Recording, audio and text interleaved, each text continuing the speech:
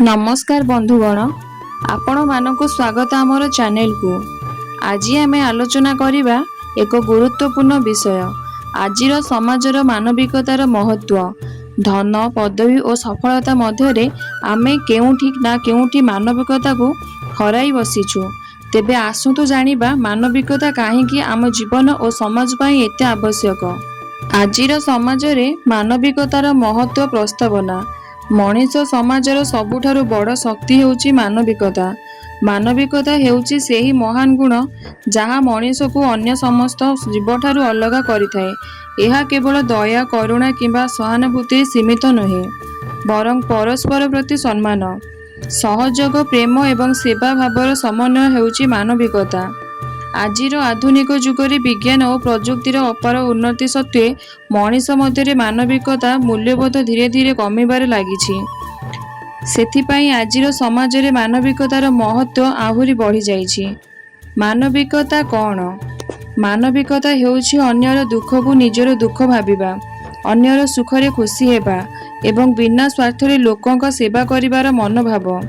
जड़े मनीष जेतेबेले जाति, धर्म, वर्ण, भाषा किंबा आर्थिक स्थिति को न देखि समस्त को समान दृष्टि देखे, सेतेबेले तांको मध्यरे प्रकृत मानविकता थाए। मानविकता मनीष को शिखाए जे जीवनर प्रकृत सफलता केवल धन संपत्ति किंबा पदवी नुहे, बरं अन्यक पाई किछि भल काम करिबार सहिछि। आजिर समाज रे परिस्थिति वर्तमान समय रे मनीष निज जीवन रे एत व्यस्त होई पड़िछि जे अन्य मानक पाई समय देबाकू मध्य भूली जाउछि। स्वार्थ, ईर्ष्या, लोभ एवं अहंकार समाज रे बढ़िबारे लागिछि। अनेक समय रे आमे देखुछु जे रास्ता रे केही दुर्घटनाग्रस्त होई पड़िथिले मध्य लोकमाने सहाय्य करबा परिवर्ते वीडियो करिबारे व्यस्त रहुछन्ति।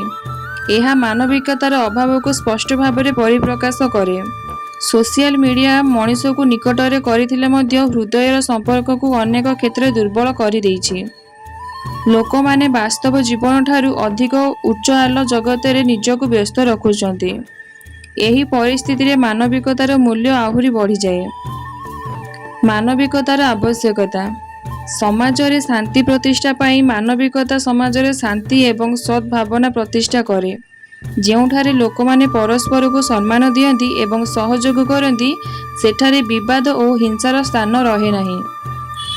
मानविकता लोकों मध्य भातृत्वर भावना सृष्टि करे। मानव संपर्क को सुदृढ़ करने पाई परिवार, बंधुत्व एवं सामाजिक संपर्क मानविकता उपर निर्भर करे। जदि आमे परस्पर प्रति सहानुभूतिशील हेबा तेबे संपर्क आहुरी मजबूत हेबो। मानविकता बिना संपर्क केवल औपचारिकतार सीमित रही जाए।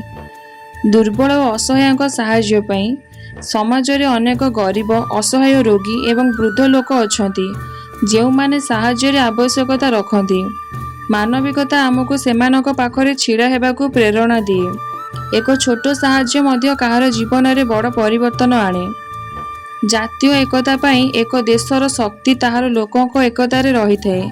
मानविकता जाति, धर्म और भाषा रे भेदभाव को दूर करी समस्तन को एकत्र करे।